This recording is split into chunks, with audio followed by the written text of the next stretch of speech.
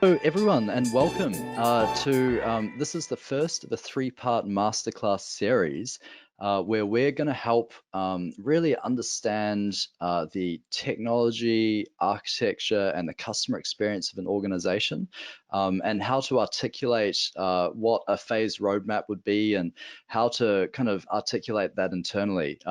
So this first step is really the baseline where we understand what the architecture is of the customer experience.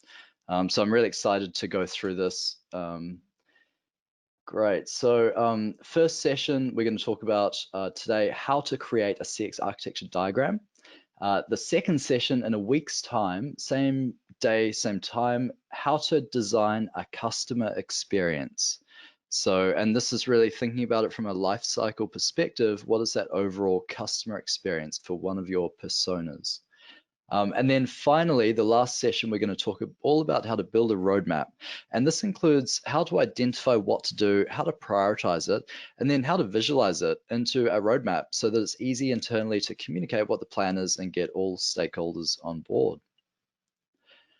So for those that don't know me, my name's Robin Leonard. I'm the CEO and co-founder of AFDigital. We're a Salesforce Gold consulting partner. Personally, I'm 6 times Salesforce certified. My background before starting the business, I was an IBM business analyst. I was also a bit of an agile PM, more of a BA than a PM, if I can say. And prior to that, I worked at Vodafone for a very long time as a BA and really specialized in the CRM. So I was kind of integral in the rollout of Siebel across Australia, New Zealand, and Fiji, and several other kind of CRM related projects there, also a bit of analytics as well. My personal interests are the future, business transformation, and skateboarding.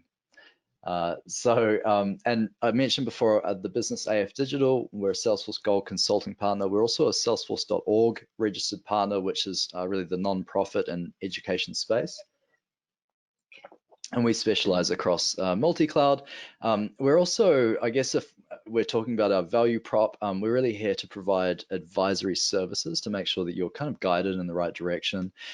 We also help with transformational projects, rapidly implementing sales, service, marketing, community cloud, and also TeamX, which is our managed service. And this is a hybrid between marketing and technology services. And it's kind of a mixture between a technology partner and a marketing agency type thing. We specialize in using the technology, which is really our key differentiator. Great, so the learning objectives today. There's really 5 things that we can get out of today. You will learn how to ask the right questions. So this is, what do we need to know before we can put this together? You know, what are all the questions we need to ask? And this is really the hardest part of the whole thing, is understanding what you don't already understand. We're also going to help you define teams and personas, and these are key elements of the CX architecture diagram. Then we will define a current state and an art of the possible, or a future state. And then finally, talking about phasing, how to logically phase a project. In between the art of the possible and current, what are the steps that you need to take to get there? So yeah, this is what you'll get out of the next hour. And I'm going to do a live demo of how to build this diagram. So this is a hands-on learning session. I'm going to demonstrate how to actually do this from zero to hero. All right, so our agenda for today, and please raise any questions in the questions feature. I'd really love to interact with you. I'm going to try fit it all into an hour, but it is going to be a squeeze. So please do raise any questions in the middle. So what is a CX architecture diagram? Personas, so just thinking about what they are and how to think about them. Current state, art of the possible, phasing, and questions. So when we get into this, it's going to be very hands-on. We're going to end today with an example completed. I hope we can get through it. Great. Okay, so what is a CX architecture diagram? So this doesn't exist in textbooks. This wasn't really around before. It's something that I have personally developed over the last maybe 3 or 4 years. We've been using this heavily with all of our clients, and it's really just a way of articulating the architecture around the customer experience. So the definition, I've just defined it. A customer experience architecture diagram is a contextual visualization tool that describes an organization's external personas, internal teams, technology, and channels in one page. So this is really the whole idea, is to simplify a business because it can be very complex and confusing. And ta-da, here we go. Here is an example of a typical CX architecture diagram. And we're going to kind of break this down and show you how to build it. So on the left, we've got our teams. In the middle, we've got our technology. On the inner right, we've got our channels, and on the far right, we've got our personas, our external customers or personas. So if we if we kind of look at this, I've just put a diagram over it just to simplify it. Never changes. It's always exactly the same. If it's not following this, then it's different. I mean, there's no rules to this. You can put it the other way around if you like, but for me, it's a very logical flow. Left to right, you could do right to left. Yeah, and it just allows you to kind of put things together. So you've got your teams on the left, and these are your logical departments or business units. And typically, 9 times out of 10, it looks something like this, where you've got management and operations, like your back office teams. You've got a sales team or a sales department. You've got a service department, and you've got a marketing department. So those are typical functions in a business that really heavily touch the customer. Management operations less so, but they are very integral because they control and oversee the operations. In the middle, of course, we've got our tech stack, and you can see there is context. So there's relationships between systems, and we use these curved lines. It's very simple. It's a curved line to connect them and a little bit of text over the top. So I'm going to show you how to do this. It takes a little bit of knowledge to understand how the systems fit together. But if you ask the right questions, it's really, yeah, it's easy to figure out. It's easy, this stuff. So this is your tech stack in the middle. Then we've got our channels on the inner right. So you can see web, email, phone, Google advertising, Facebook, email, social. So yeah, so that's all there, and that just helps us understand the different ways that we touch this customer. We've got one customer here, but in many cases, there's multiple different personas. You know, it's very common to have one business that has a B2B customer and a B2C customer, and they have different touch points and channels. So this really allows us to kind of articulate this. So why is it important to have a CX architecture? You could easily not do one. I mean, it's a lot of hassle having to sit down and figure this out. Why is it so important? For me, it's having everything on one page. You know, it's you've just got it there. You're like, it's a reference point. You know, you don't have to flick through notes or articles or find old architecture diagrams and put 2 and 2 together. You know, it's just everything on one page. You also align perceptions. And the fact is, with organizations and with different levels of learning amongst individuals, people have a different understanding of what's really going on in the technology side of a business. So, and often when they ask the tech guys, it looks like a spaghetti junction mess, and it's very hard to even have that conversation. So this is like it's a business friendly kind of visualization of technology in a way that a business user can understand it. Doesn't keep all the CTOs happy. They still need those spaghetti mess diagrams, but it goes a long way in terms of just aligning everyone on what you're doing. Visualize future changes. So because it's visual, you can articulate in one page current state and then future state. It's so simple, and it's very easy to compare the two and go, oh, okay, this is what we're changing, and then you can actually use that to drive a work breakdown structure or a backlog very simply, because you can see the components that need to be changed in order to achieve that future state. And I will show you this. It's very exciting. And then finally, and this one is becoming very relevant at the moment, is just identifying potential data breaches. So every time you have a file upload or download onto someone's desktop, anything like that, or sharing of passwords, or those kind of things. This is a good way to kind of identify that as well, and really highlight them, and bring them to the forefront. Great. And I bet there's a million other benefits. For me, I do this as I go through my process with my clients. So for every new client that comes into my business, I make sure that we go through this process so that my team have an understanding that's equivalent to my understanding. The worst thing would be for me to bring a new client into my business. We're a service provider, and for me to be like, oh yeah, totally get your business, and then my team are like, it's so confusing, I don't understand. So for me, this just ensures that my service is consistent. This is really, yeah, critical.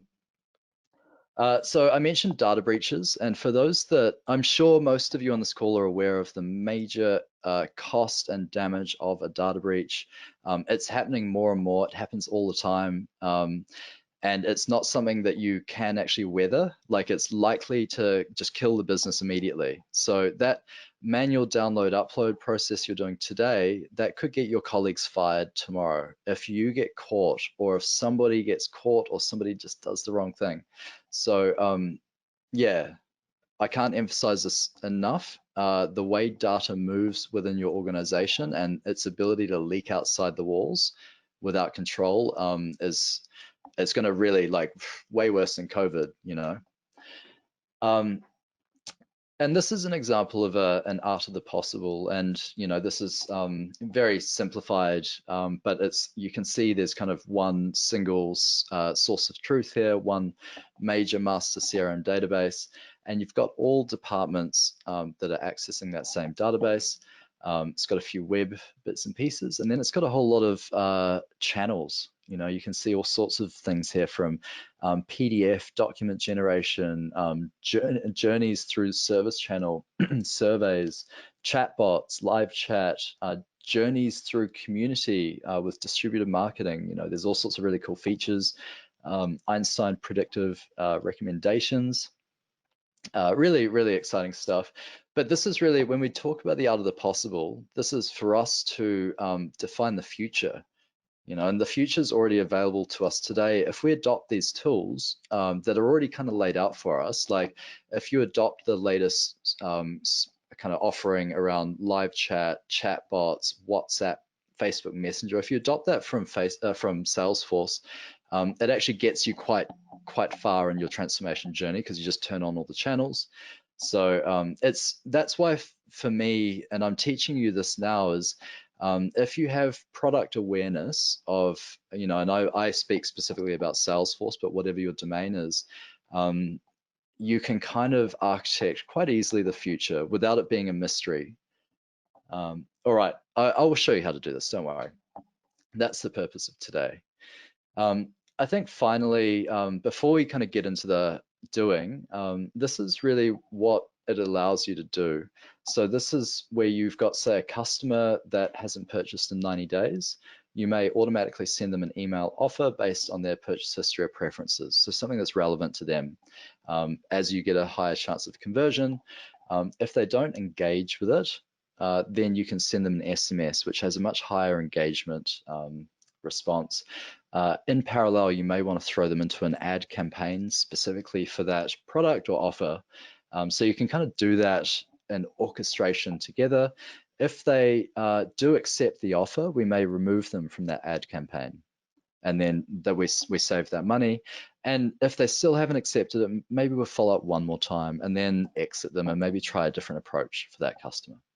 So this is really the kind of output is, we want to really centralize all of the data around the customer so that we can start to do these smart, intuitive journeys.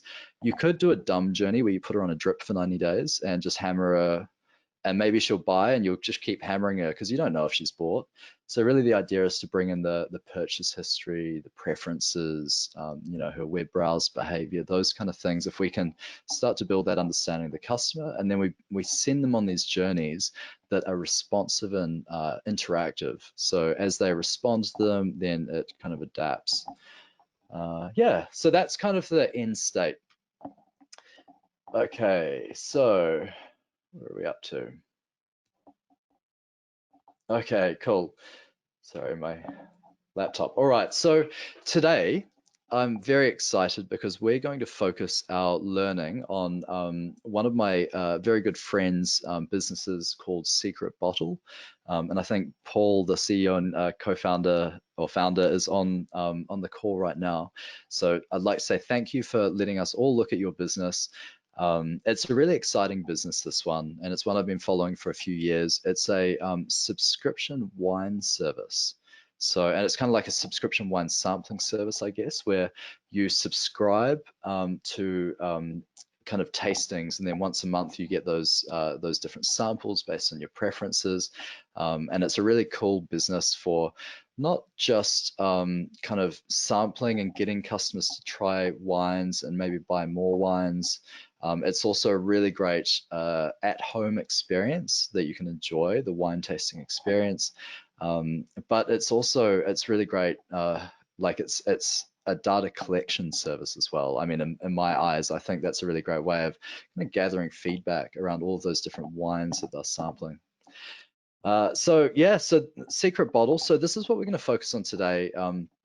And Paul has been really gracious, and he allowed me to interview him prior to the call, prior to the session, just to get a better understanding of what technology he has and what some of his kind of business objectives were.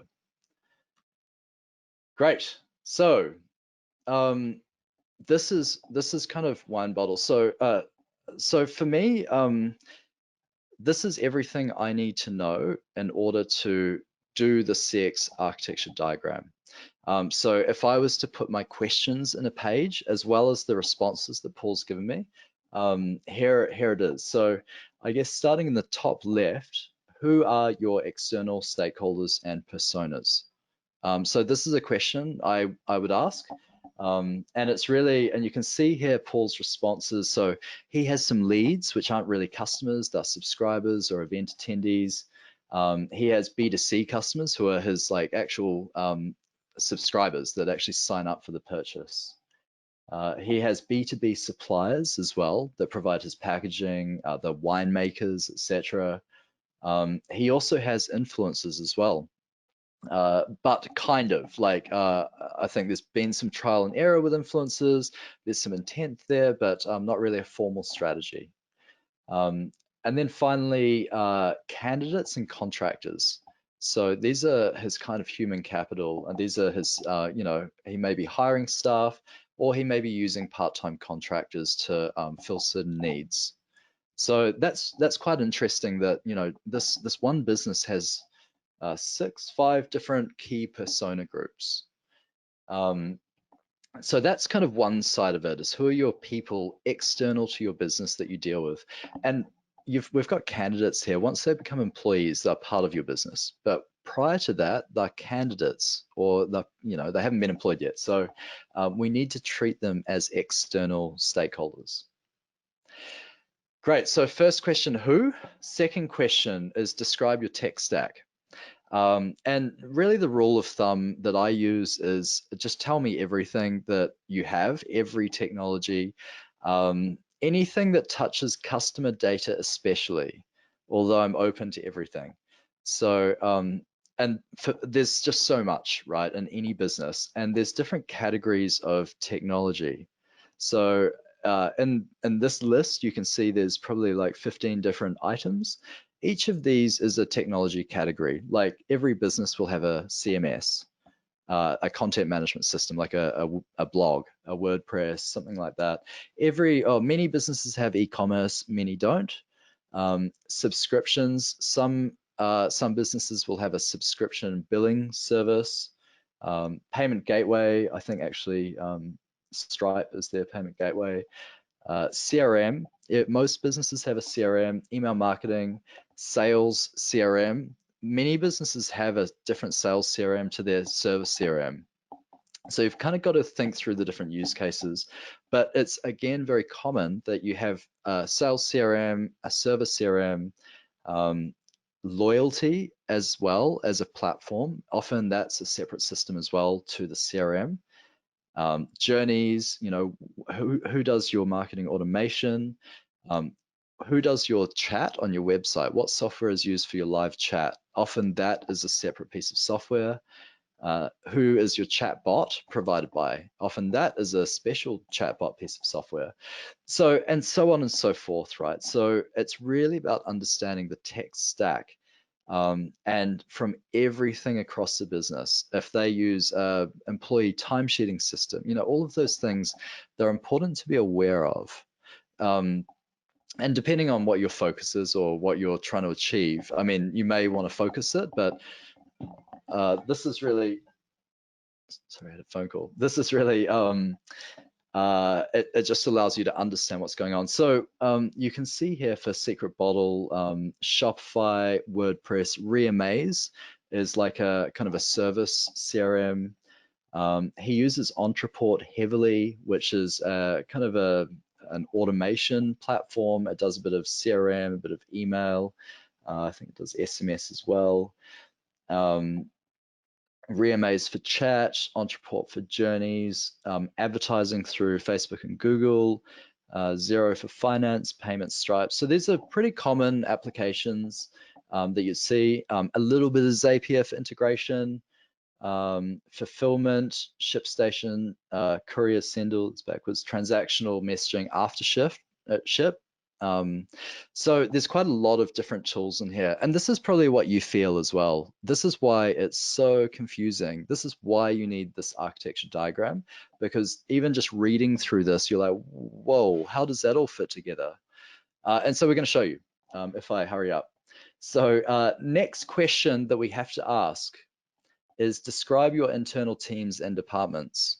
So we've got the external personas, we've got the technology, who are the people internally, and try and group it so there's not too many to make it confusing. In this case, we had 5: exec, marketing, warehouse, service, and corporate sales, although minimal. So that was our internal teams and departments. And then not finally, almost there, describe your customer channels and touch points.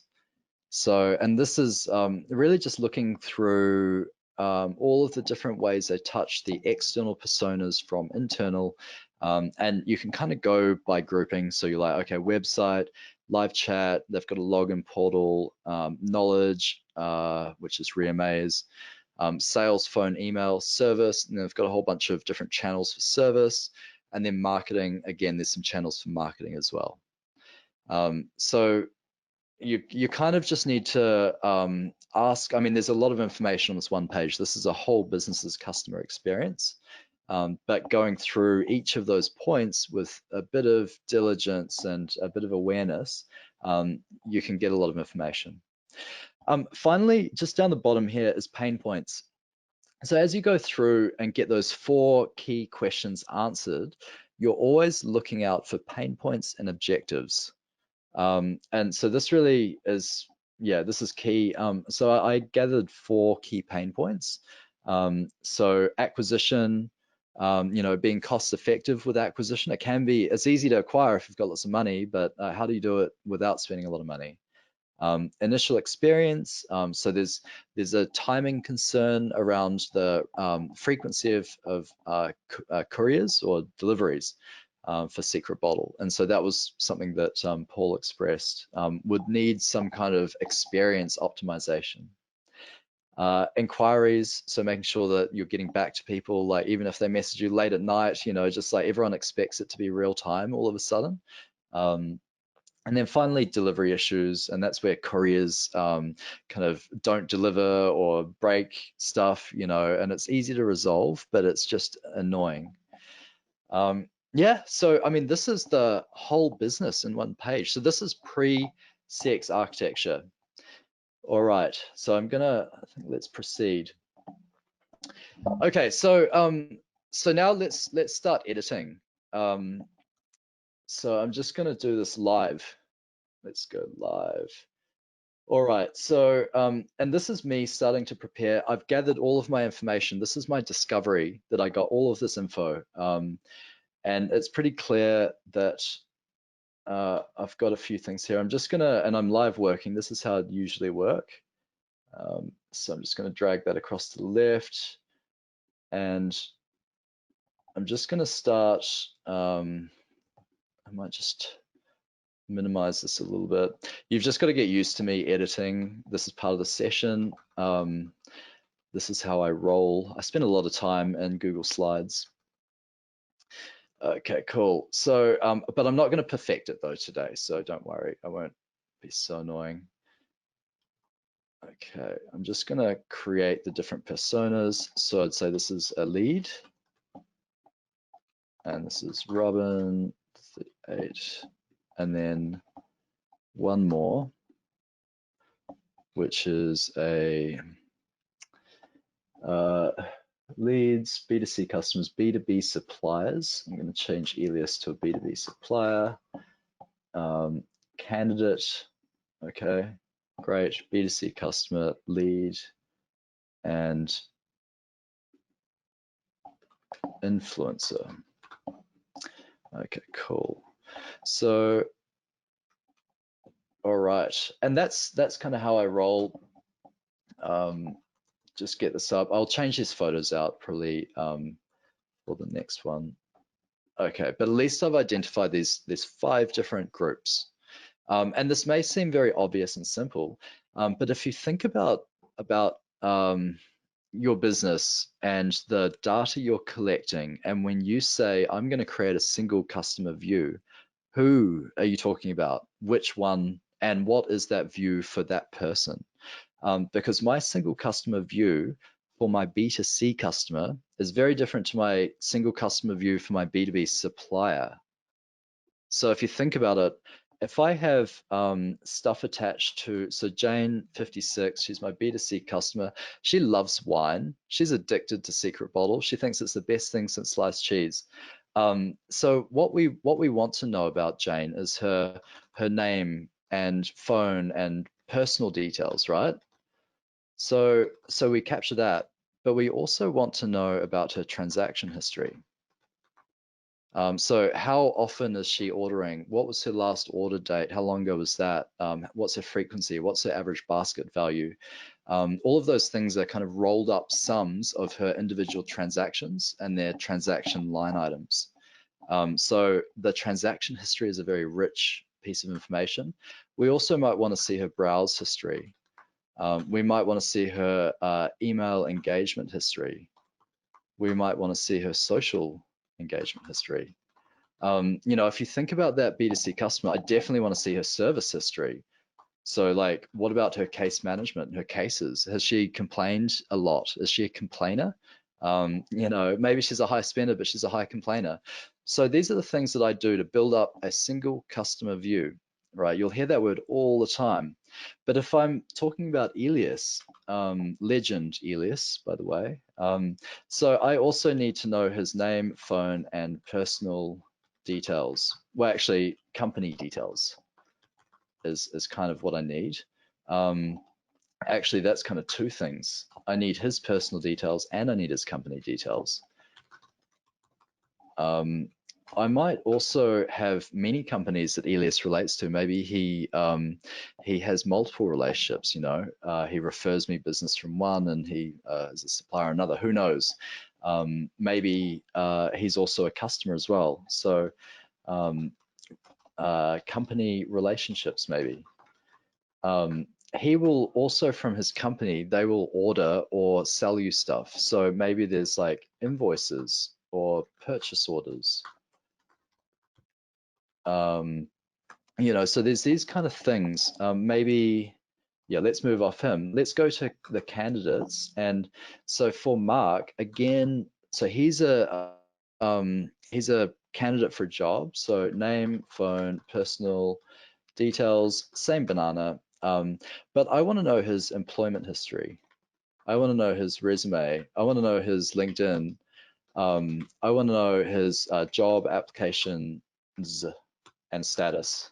You know, this is my single employee or candidate view. And so on and so forth, right? If I'm thinking about influencers, you know, influencers are a really interesting one because it's becoming very prevalent and it's very unofficial how most organizations do it. But just like the personal information, you need a contract with these people because they're representing your brand and your product. So you need a contract.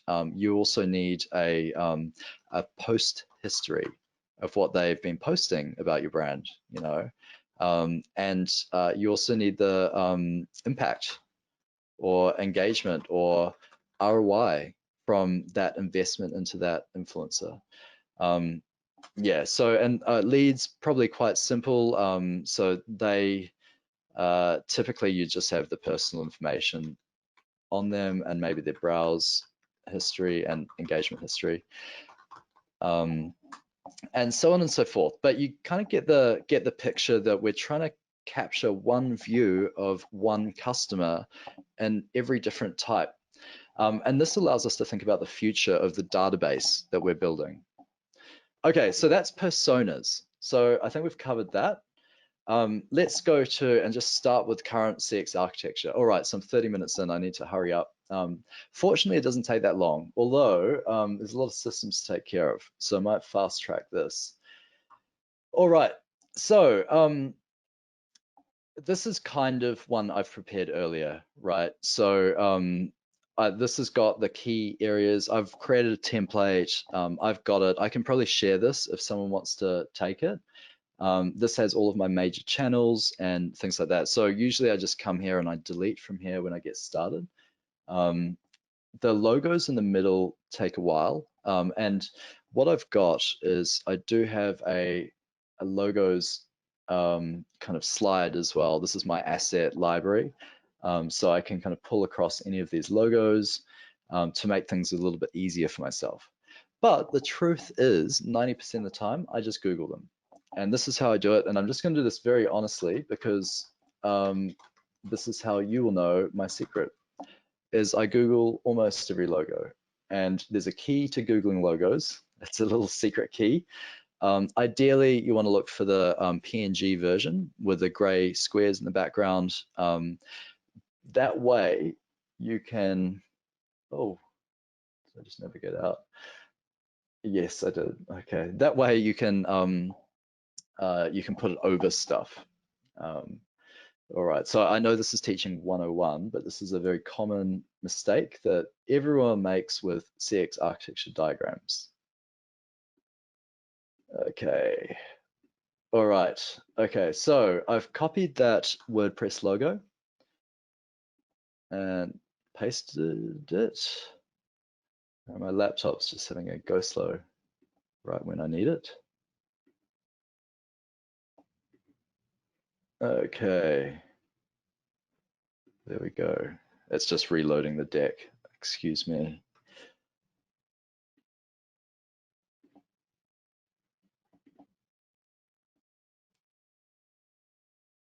Okay, bear with me a second. Oh, here we go. Okay, we made it. All right, yeah, so usually it's a little bit faster getting these logos. So, okay, the key with logos, so see how you can see behind the logo, it doesn't have the white background. It just doesn't look cool on many situations. So I prefer, if I can, just use a PNG with a transparent background. The other key of logo use is you cannot do the sideways or up and down. That is just blasphemy against the logo. So just never do it. The only way you should do it is if you go from the corner and hold down Shift as you do it. That keeps the dimensions. So this is a common mistake, but it's super important. Even though it still shows WordPress, it will look slightly ugly to the eye. Even if it's almost perfect, someone will know that it's not quite right. It's aesthetics. So I can't encourage that enough. It's so simple, that one. But okay, so what else have we got? Shopify reamaze. Okay, let me do this quickly. Shopify logo PNG. Cool. And I won't always have luck with, oh, there we go. Great, copy. And I'll drop it here. Okay, great. The other thing I do, because I'm pedantic, is I just crop them if they've got a little bit too much space. And the reason I do this is because if you allow it to stay bigger than it needs to be, then it interferes with other objects around it. And I just want full control. So I just like to keep it tight and make it easy for myself. Okay, great. So that's Shopify, and then reamaze is the other one that we need to throw in. Amaze logo. Okay, there we go. Oh, maybe this one. Great. Cool, too easy. Okay. Sometimes I feel like I'm faster than my computer. Okay, great. So there's Reamaze. Then what else have we got? Entreport. Okay. This is the secret of beautiful CX architecture diagrams, is to go through this a little bit of pain to pull these logos together. It only takes, you know, like a few minutes really, if you're not too picky. Okay, great. Entreport. And then also what else? Reamaze, Entreport, Reamaze, Facebook, Google, Zero.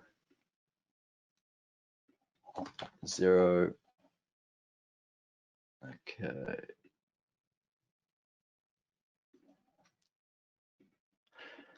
Great, exciting, we're almost there. Okay. I'm also going to do a little bit of guesswork because I don't know all the details. Zero, Stripe, Excel, Zapier, ShipStation, Courier, Aftership. Okay. Stripe.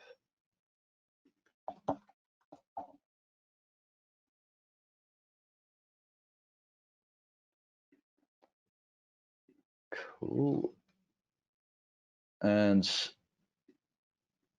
the reason I use logos, you don't have to use logos. You could use, like, say, a block and just type Stripe.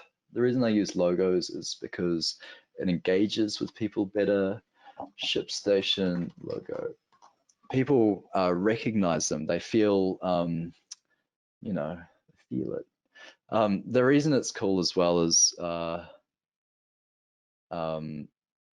yeah, it's a business document. I think that's the key, is it's really just a business document you're creating. This one doesn't have a transparent background, but I'm just not gonna care, just for the speed of this presentation. Okay, ShipStation, what else have we got? Sendle and Aftership. Aftership is important to me. Logo, PNG. Okay, Aftership, my understanding of Aftership is it's a transactional messaging tool for the delivery lifecycle. Great, wow, there's a lot of logos there. All right, no challenge. What else have we got? Sendle as well, finally. Logo, all right. Great, I think that's probably one of the last ones. Okay, awesome. Okay, so one of the other reasons I'm doing this as well is one of the whole things that we try to do for our clients is try to do platform consolidation. So you can see there's a lot of different systems here that you need to log into on a regular basis to maintain. And there's also integrations with certain things that need to be considered. And yeah, there's a lot of workflow. So okay, so I'm starting to logically group things, and this is how I structure it. I would put marketing in the bottom with the marketing logos. I put CRM in the middle, and then I put web and apps and delivery stuff up the top, like ERP. That's usually where I put it, a bit closer to management. So that's why Zero's up here. Shopify right by the website. Actually, it's on the website. WordPress. There is also a Reamaze knowledge on the site as well. So they've got some knowledge FAQ type articles from Reamaze there. So that's all kind of grouped into one bucket. And then what I do to make it easy for myself is I group them together. So I'll throw a little square around it. Notice how I've got the little like beveled edges just for a finesse. These are all little things. So, and then I've got service, okay, Stripe sitting up there. I might just throw Stripe on top of Zero because it kind of is very closely related. The more I can kind of simplify, the less complexity there is. The more I oversimplify, the less useful it is from an IT perspective and more from a business perspective. So that's just another thing to consider as well. All right, so, and then I'm just gonna throw these guys together as one solution. And this is really shipping and notifications type stuff. Okay. All right, and there's no app, so I'm going to start deleting these channels. Done. Web, login, knowledge, tagging, visitor tagging. I don't think there's a solution in play for visitor tagging on their website, but there is live chat. If I can just go to the website just to show you what I'm looking at in my brain. Okay, so here it is, secret bottle. So the way I do this is, as well as interviewing Paul and asking him the questions that I need to ask, I also have a browse around his website. I give it a good look. You know, I'm really looking for things that are good, things that are bad, call to actions. You know, I'm looking for ways that my data is created. And, you know, so I can see here there's a chat feature, which is really cool, and it's run on Reamaze. So you can actually figure a lot out without talking to the person. There is also a tool that I use regularly called Similar Tech. There's many tools that are similar to this, like built with technology, which you can throw into your Chrome browser or go into a URL, and that will tell me a lot about the website technology as well. So all of these things, I mean, I don't bring all of them into the CX architecture because they're not all relevant to that, like required JS, jQuery, masonry. Those are all little like plugin-y things. So I'm not going to go into that much detail. All right, okay, so where are we at? Okay, so I've got the web experience up here. I've got, I could probably check out his Facebook. Actually, maybe it's down the bottom here.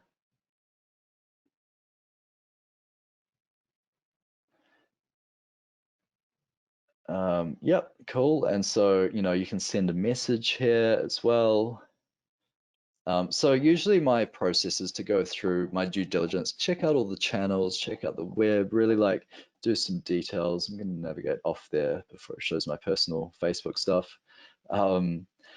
The other thing that's very important is to look into the contact. So the contact page is a very key page for any brand because it's a form usually, and it has the other ways that you can contact the brand. So yeah, so Paul's got a form here, and I usually go through a process of testing it as well to see what happens. Test, please ignore. Great. You can see here he's got an email address and an address as well. Cool. Okay, great. So that's usually the process I go through to check out the website and all of the assets so that I'm familiar with what I'm talking about. Okay, great. So I'm just going to assume no survey. I know that he's got SMS, and I know that he's got a chatbot. And actually, the chatbot is really on the website chat experience, is my understanding. So I'm going to throw that up there.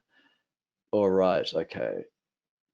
I need to keep moving. There is one logo I'm just going to pull in, or a couple of logos actually, from my symbols chart, one for payments and one for delivery. Okay, great. Yeah, so this is how I usually roll is I've usually got these common go-to icons that I use, but if I can't find these, I just Google it, and it's usually just like to find that I would Google mail delivery symbol PNG. So yeah, all of these, there's no secret template that no one has access to. They just all exist in Google, all of these things. Great, okay, actually that's not two things together. And actually I might pull Stripe into here. All right, so let's start connecting the dots. This is the fun part. So we've got Stripe. Stripe goes to 0. Stripe goes to the payment. I'm going to pull the payment up and the delivery down. I've got delivery and this is going through these things. I've got web experience going through these things. I've got service experience going through this guy, and I've also got from my web experience, I've got that coming down there. You have to get used to sending things to the back so that you can tag them. So I sent that object to the back so I could do this. And then I don't believe that Reamaze and Ontraport are integrated. So I might just put that here. Okay, cool. I'm going to delete push. He does advertising and social. But I know that those are probably not done through Ontraport. So I'm just going to separate that. I know Ontraport does automations, journeys. I assume it does an unsubscribe page. And then I'm going to separate social and advertising. Okay, great. Great, because he probably accesses these directly. Excellent. Okay, so just throwing that link into marketing, and then we've got marketing going to Ontraport as a tool. Then I must have some kind of integration between this part and this part, but I'm not sure what it is. And so I probably need to have a follow-up conversation with Paul. But this is where I'd flag it. And this is where it's a really amazing analysis tool. Integration, question mark, boom. Because I'm like, well, how would you know in Ontraport what to automate, what messages to send? There must be something. So I think probably is, maybe it's Zapier. He mentioned before there's a bit of integration with Zapier, but I don't want to assume that. So I'm just going to leave that there. The service team use Reamaze. Sales team use Ontraport. It's got a CRM module, I think, like a sales pipeline type thing. And then management ops, they will have access to Xero as well as a bunch of other things. They probably have access to all of these things and all of these things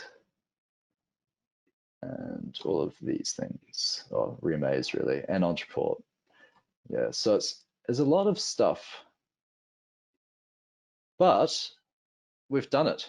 Oh, wait, one more thing is the personas. We haven't quite got there. So it's just to link up the personas.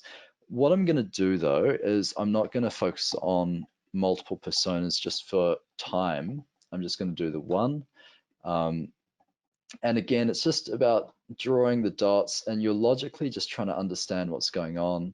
The hardest part of the CX architecture is actually the current state, because that's really where you've got to ask the questions and figure out what's going on and yada, yada, yada. Okay, ta-da, we finished it. Final thing I'd probably do is just tidy this up a bit. And I usually, there's a little trick where you bring it to front, and in the background, I've got I actually make it white so it goes over the lines and it's a bit easier to read. Ta-da, done. We've done a current state CX architecture. That's amazing, right? In 15, 20 minutes. Okay, so I'm going to go future state. Art of the possible. Okay, I'm going to be very fast about this. The way I'm going to do this is by replacing everything with Salesforce. So that makes things a lot easier for me. I do have some existing logos. I'm just going to drag across to make things a little bit easier. Okay, cool. So I know that, and this is where product knowledge really comes into the forefront. You've also got to take your time and do due diligence of these systems and what processes that they are taking care of in the business. But I know that I know them, so I'm just going to hazard a guess. We're going to kick out Reamaze with Salesforce CRM because that's a service cloud is equivalent to their service feature. So I'm just going to kill that. Ontraport, I'm going to swap out with a CRM, Salesforce CRM and Salesforce Marketing Cloud. So for my external comms, it'll be Marketing Cloud. For my internal automation, it'll be CRM. And I'll take that out. I'm going to rename this art of the possible. Great. All right. I'm going to take out Reamaze there as well. WordPress and Shopify are okay to stay. And then I probably need to do a bit more analysis on what exactly each of these guys do. But I'm just going to leave them there for the time being. Okay. And then I'm going to drop in our Salesforce. Boom, right in the middle there. So you can kind of now see where I'm going is I'm going to just very simply allow them all access to here. Okay, I'm going to tie the service channels up. I'm going to group these guys together because Salesforce can do it all. Boom, boom. All right, and you'll see this form very quickly. Suddenly, it's too easy, isn't it? Just to re-strategize. Like we've just re-architected the whole business in about 1 minute. So easy. And then it's really just a matter of the integrations. So, and I don't have enough information to know what these are responsible for, but I'm going to hazard a few guesses. So, and what I'm going to do as well is I'm going to go MVP, and let's get the Zapier logo. So Paul had mentioned that he does use Zapier a little bit. So we're just going to see maybe if we can do a Zapier integration as an MVP with Shopify. There are many, many, many integration options.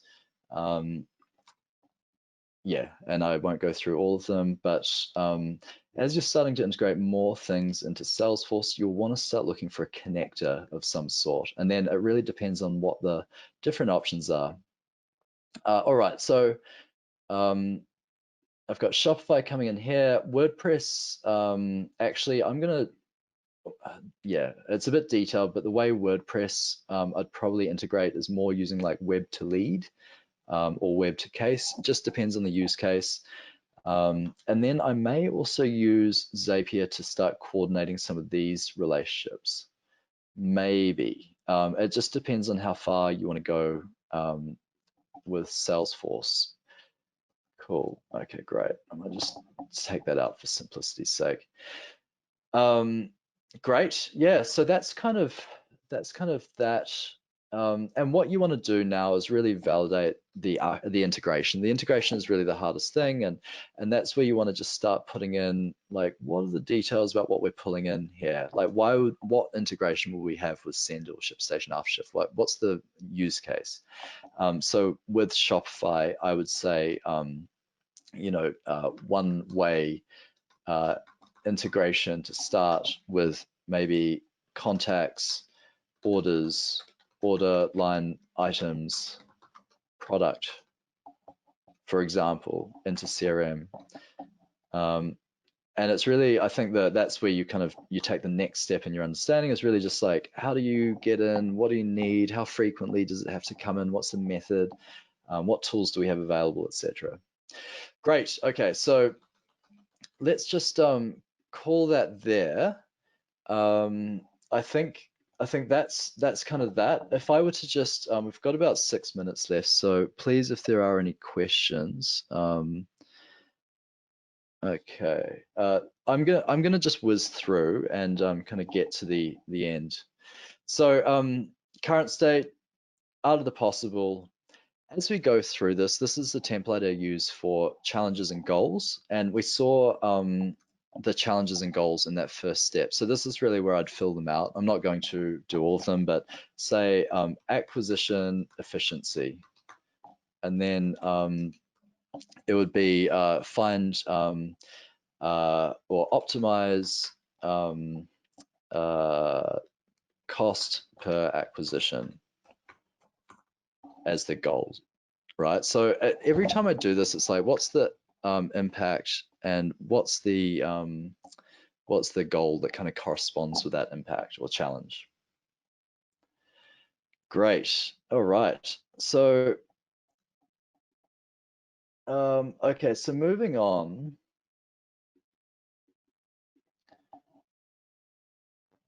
Okay, great. Okay, it's just, so this is really the final part. So we've done the future state, current state, future state. And now we want to talk about the phasing.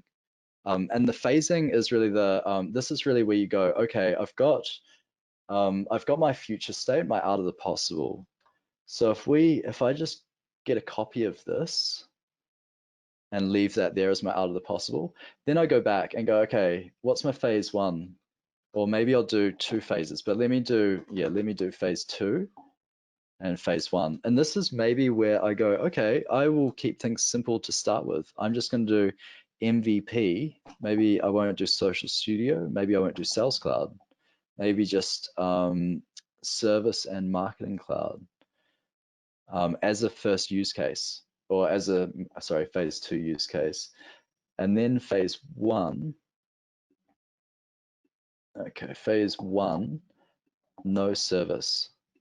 So that's not replacing, and you'd have to bring back in your other system that you're using for service. But and this is actually a common way to go into a Salesforce architecture, is actually to do the architecture first with your core platform and then use Marketing Cloud to gain the ROI and then add on sales and service later.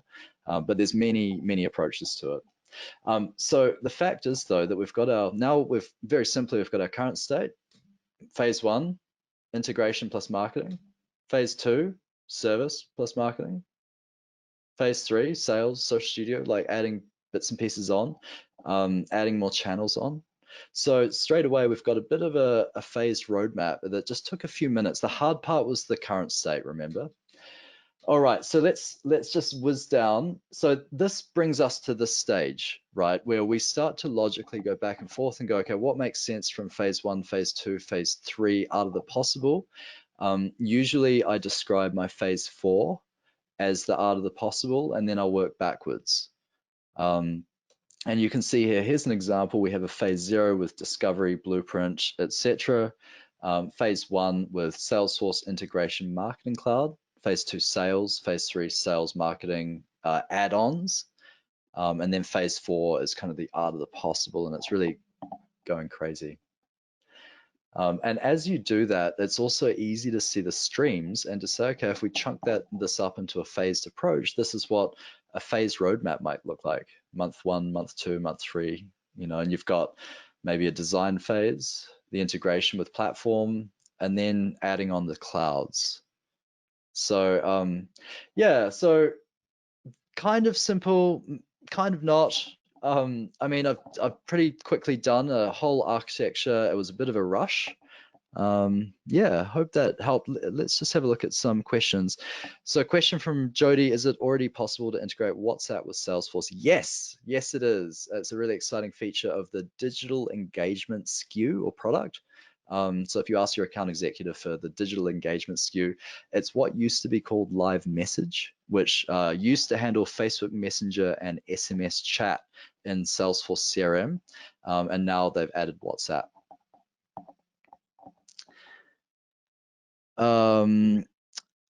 And good question, actually, is copying a logo copyright violation? Probably. I won't name you. Probably. And I think the thing is this, mostly these are used internally. We don't typically use them as like public facing documents. So I think for internal use, it's okay to use these logos because it's really just documenting it. Yeah, but good question. I think you should be careful. I should probably be careful about publishing this. Great. Any more questions?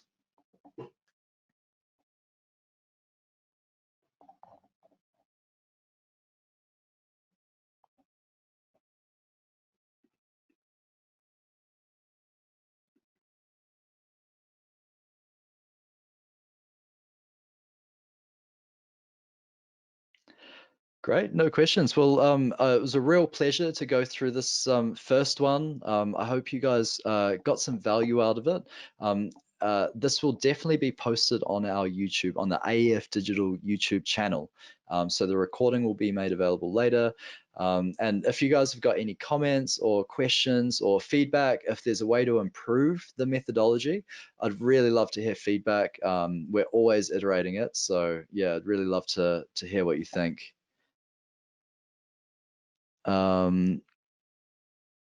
And yes, good question around Zapier.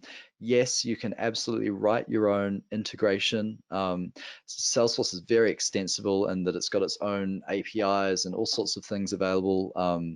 Yeah, so there's many options. Zapier is kind of an easy drag and drop type integration tool. A lot of people get started out with.